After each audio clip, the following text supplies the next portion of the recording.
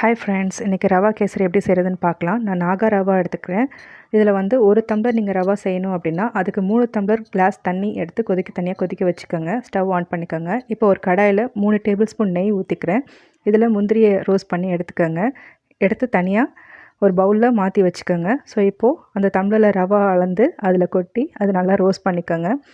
கொஞ்சம் ப்ரௌனிஷாக வரணும், அது வரைக்கும் ரோஸ்ட் பண்ணிக்கோங்க.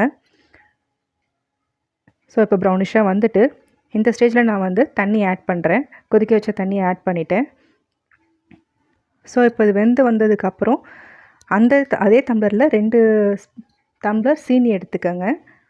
இப்போ கொஞ்சம் சால்ட் ஆட் பண்ணியிருக்கேன். ஒரு பிஞ்ச் ஆஃப் சால்ட் ஆட் பண்ணால் போதும். நல்லா வேகணும்.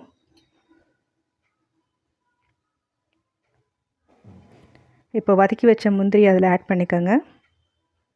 ஏலக்காய் தூள் ஆட் பண்ணிக்கோங்க. ஸோ இந்த ஸ்டேஜில் வந்து ஆஃப் பண்ணிவிடுங்க. தண்ணியாக இருக்குதுன்னு நினைக்க வேண்டாம்.